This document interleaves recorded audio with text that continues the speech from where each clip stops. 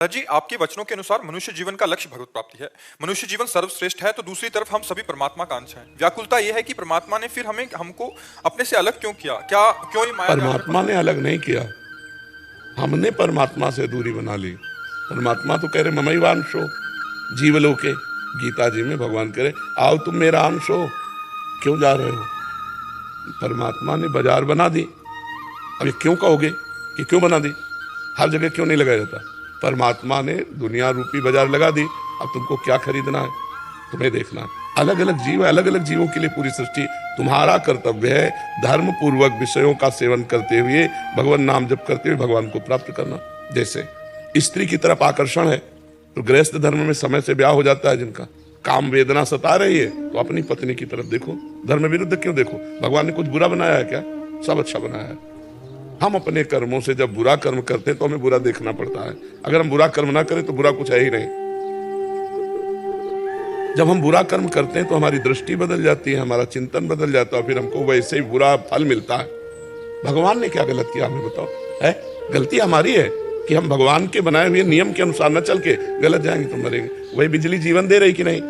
तो बिजली आदमी का जीवन भी है। अब आप उसको नंगे तार छुओगे, मरोगे नहीं तुम। अरे उसका नियम है तो उसको किस तरह से प्रयोग में करना है, किस तरह छूना है। आप सीधे जाके ऐसे छूओगे मर जाओगे, या भूल से छू जाओ तो मर जाओगे। बात समझो, कोई चीज बुरी नहीं है, हम जब उसका प्रयोग गलत ढंग से करते हैं तो हमारे लिए बुरा हो जाता है। अगर हम दूसरी माता बहन की तरफ गलत दृष्टि से देखें तो नरक की गति प्राप्त होंगे। अपनी स्त्री से अनुराग करें तो हमारा धर्म है, हम गृहस्थ धर्म है। भगवान को दोष क्यों देते हो? आप फंसे हो अपनी गलती करके। आप अपनी गलती सुधारिए, आप मुक्त हो जाओगे। भगवान तो कह रहे तू मेरा आ जा। ममैवांशो जीवलोके जीवभूता सनातना मना कष्टान इंद्रियाणि प्रकृति स्थान कर सती।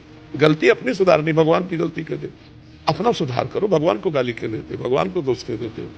आप हमें बताओ, कभी किसी ने ये कह के तुम्हें फांसा कि देखो भगवान ने मुझे बनाया, मैं फांस रही हूं तुम्हें या फांस रहा हूं?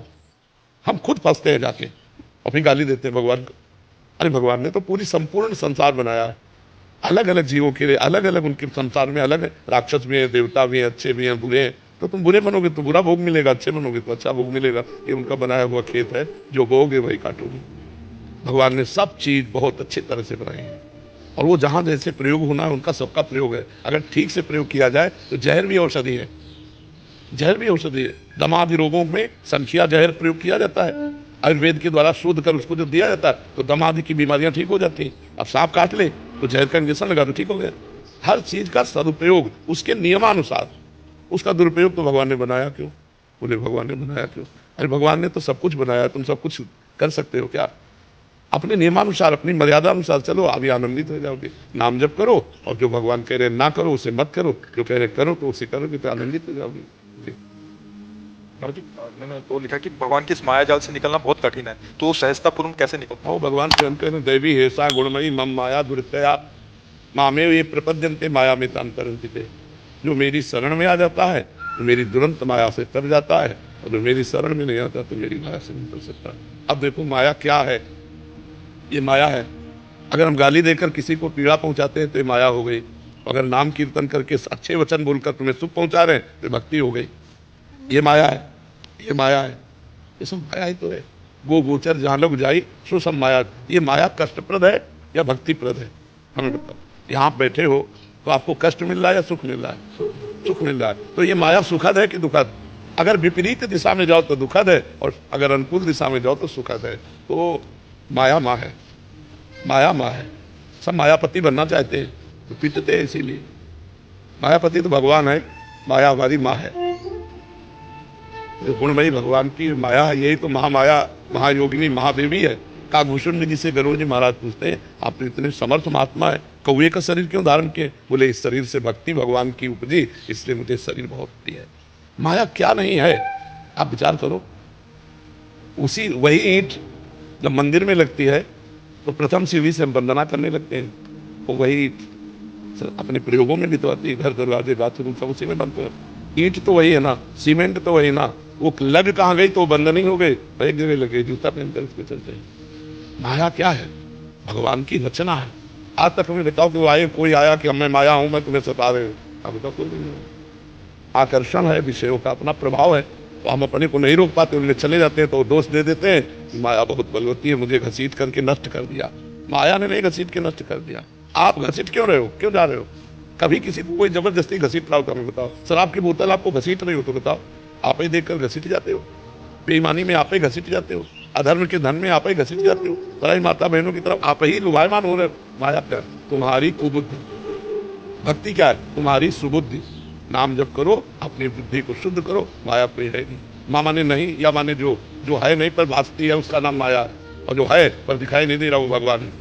जो है, जिसकी सत्ता है पर दिखाई नहीं दे रहा वो भगवान है, और जो दिखाई दे रहा है ये है नहीं। जैसे हमारा ये रूप नहीं है, 60 वर्ष पहले था तो कितने दिन होंगे इसके बाद ये नहीं रहेगा। लेकिन परमात्मा इसमें जो है वो पहले भी था, वो अब भी है, वो आगे भी रहेगा। नाम जप करो, सब ठीक हो जाएगा। भगवान की शरण में होकर नाम जप। पीयूष श्रीवास्तव जी, महाराज जी आपके चरणों में कोटि कोटि प्रणाम। महाराज जी, आज के इस स्वार्थ से भरे संसार में निस्वार्थ प्रेम करने वाला कोई है क्या? हाँ, स्वार्थ रहित जग जुग उपकारी, तुम तुम्हार सेवक असुरारी। भगवान और भगवान के प्रेमी हैं। सांसारिक संसार में कोई तो स्वार्थ लाभ करे सब प्रीति, सुर नर मुनि सद किया जीते। संसार में स्वार्थ की प्रीति है। जब तक भगवत भाव नहीं आएगा संसार दिखाई देगा, तब तक स्वार्थ दिखाई देगा। और जब सर्वत्र भगवान है तो बात अलग हो जाएगी। जब भगवान देख पाओगे सर्वत्र, तब तो हम कहा तुम तुम्हार सेवक सुधारी। भगवान और भगवान की प्रेमी भक्त, ये दो स्वार्थ रहित है। तो जब भगवान देखोगे तो स्वार्थ नहीं दिखाई देगा, संसार देखोगे तो स्वार्थ। स्वार्थ बात करने वाला कोई भी आकर रिश्ते नाते, स्वार्थ कभी कोई बात ही नहीं करता। जगह मूल ही खराब है। मूल विवेक जो है, बुद्धि है, वही खराब है। वो स्वार्थ के बिना कुछ करेगी ही नहीं, कामना के बिना कुछ करेगी ही नहीं। तो जब बुद्धि ही खराब है तो फिर कैसे चलेगी? बुद्धि शुद्ध हो जाए तो फिर परमार्थ दिखाई दे। परमार्थ में स्वार्थ नहीं, स्वार्थ में संसार में सबके अंदर पूरा सुंदर मन सबकी याद है। केवल भगवान और भगवान के प्रेमी भक्त, इन दो में स्वार्थ नहीं, बिल्कुल निस्वार्थ भाव से। आप अपना भजन करते तो वो भी करने का अपने स्वार्थ के लिए करता कि हमारा कल्याण हो। वो एक सीमा तक आपकी सोचता है, आप फिर आगे जगत के लिए होता है। अब जो भी इस शरीर से हो रहा है वो जगत मंगल के लिए हो रहा है। तभी तुम्हारा परिवर्तन होता है कि हमने जब से सुना तब से छोड़ दिया, आप वैसे चल रहे वैसे चल रहे। ये सब भजन से होता है, बिना भजन के नहीं होता। पूरा बड़े बड़े संत महात्मा रात दिन भजन करते हैं, फिर संकल्प करते हैं, सर्वे भवन्तु सुखिनः, सर्वे सन्तु निरामया, सर्वे भद्राणि पश्यन्तु मा कश्चित्। अब तुम कैसे जान पाओगे? कठोर तपस्या कर रहे हैं, भजन कर रहे हैं, फिर जगत मंगल के लिए। अभी कैसे जान? वो अंदर की बात है। तुम्हें लगा कि संत महात्मा भी भजन करते हैं अपने कल्याण के लिए, कल्याण तो उनका कब का हो जाता है। जब भगवान के मार्ग में कदम रखते हैं तभी कल्याण हो जाता है। सन्मुख होए जीव में जब जन्म कोटि यज्ञ नाशों तब। अब वो भजन करते हैं जगत मंगल के लिए। जो पहुंचे हुए महात्मा जन है वो जगत मंगल के लिए। ठीक है, चलो। वो स्थिति कैसे लाए? किसी की अनुकूलता प्रतिकूलता का जैसे हमारे ऊपर प्रभाव पड़ता है, कैसे? ये शुद्ध ज्ञान होना है। जब तक शुद्ध ज्ञान नहीं होगा तब तक द्वंद्वातीत नहीं हो सकते। द्वंद्वातीत होने के लिए जो ज्ञान चाहिए, उसके लिए गुरु शरणागत होकर उनके द्वारा बताई हुई साधना, आराधना, उपासना जब करोगे तब ज्ञान प्रकट होगा। और जब ज्ञान प्रकट होगा तो फिर द्वंद्व विमुक्ता, कोई भी द्वंद्व, मान अपमान, सुख दुख, लाभ हानि, जय पराजय, इसमें क्षमता रहती है, समान भाव रहता है, विचलित नहीं होता। पर इसके लिए ज्ञान चाहिए ना।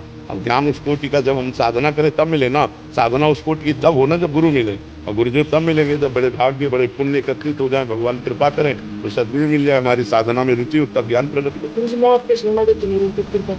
नाम जब शरणागत करके और कृपा मांगना, इसका मतलब शरणागति नहीं है। आप ध्यान दीजिए, बेटे को आप अपने बच्चे को गोद में लिए हो कि नहीं?